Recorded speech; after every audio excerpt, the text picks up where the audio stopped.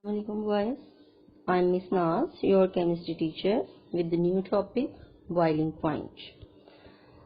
Okay boys, today we will learn about the boiling point of the liquid. As you have learned about the vapor pressure, that what is vapor pressure. As you know, when you heat a liquid, the molecule gain energy. And what happened? You remember? Yes, the number of molecules gain energy, and the number of molecules which have more than average kinetic energy increases. More and more molecules become energetic enough to overcome the intermolecular forces. Obviously, when the molecule gain energy, they overcome the intermolecular forces between the atom and they escape from the surface of the liquid. When they escape in the form of vapors. And if the system is closed, as you know, what happened? They exert pressure on the liquid surface. And when they exert pressure on the liquid surface, then what happens? It increases gradually. The pressure goes on increases, and when the pressure of the liquid becomes equal to the atmospheric pressure, this is the stage when liquid start boiling. So we can define it that boiling point is the temperature at which the vapor pressure of liquid become equal to the atmospheric pressure or any external pressure. Now we will see the effect of temperature on the three liquids. That effect of temperature on increasing the vapor pressure of three liquid, that is diethyl ether, ethyl alcohol and water.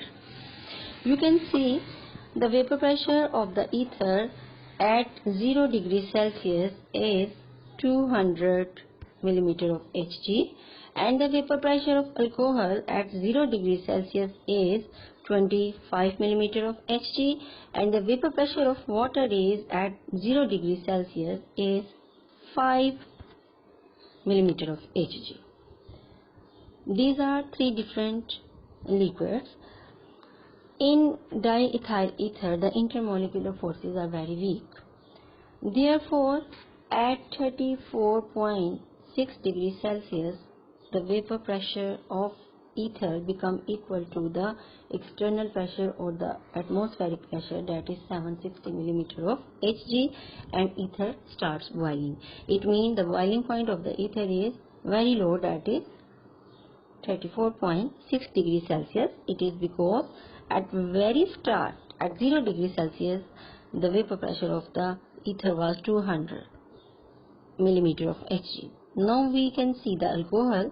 Effect of temperature on alcohol: when you increase the temperature, the intermolecular forces become weak and the vapor pressure of alcohol become equal to the atmospheric pressure at 78 degrees Celsius.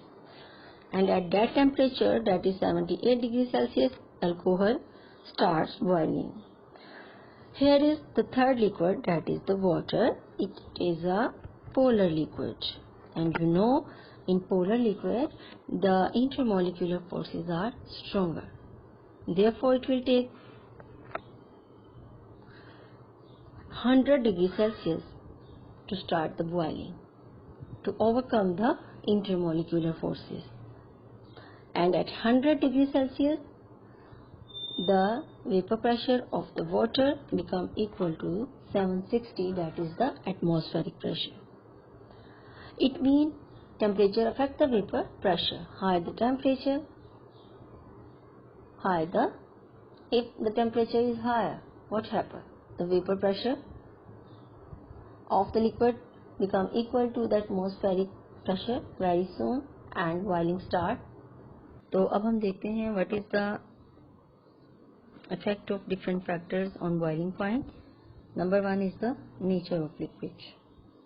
That how can nature of liquid can affect the boiling point. Here you can see the nature of liquid. Polar liquid have higher boiling point because in polar liquid there are strong intermolecular forces. Therefore, what happens? It takes more time to get start boiling.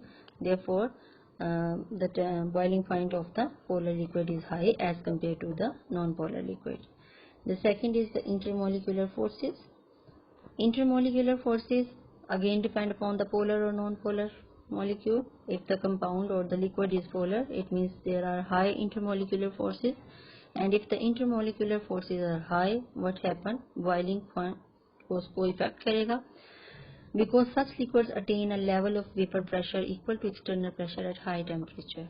Obviously intermolecular को break करने के लिए जो है वो ज़्यादा temperature की ज़रूरत होगी, तो बॉइलिंग पॉइंट जो है वो हाई आएगा. एक्सटर्नल प्रेशर में जो कि एटमॉस्फेरिक प्रेशर भी हो सकता है और उसको आप अपने अकॉर्डिंग चेंज भी कर सकते हैं. तो एक्सटर्नल प्रेशर में क्या होता है? Boiling point of a liquid depend upon external pressure. Boiling point of a liquid is controlled by external pressure in such a way that it can be increased by increasing external pressure and it can be decreased by decreasing the external pressure. अगर आप external pressure increase कर देते हैं, ज़्यादा कर देते हैं, तो बॉइलिंग देर से होगी, और अगर आप एक्सटर्नल प्रेशर को कम कर देते हैं तो बॉइलिंग जल्दी हो जाएगी. क्योंकि अगर एक्सटर्नल प्रेशर कम है तो लिक्विड कम टाइम लेगा एक्सटर्नल प्रेशर के इक्वल होने में. फॉर एग्जांपल अगर आप किसी मरी में या कोई हिल स्टेशन पे चले जाते हैं, सी लेवल से आप बहुत ऊपर चले जाते हैं, तो आपके ऊपर एक्सटर्नल प्रेशर अब 760 मिलीमीटर ऑफ HG नहीं रहता, काफ़ी कम हो जाता है.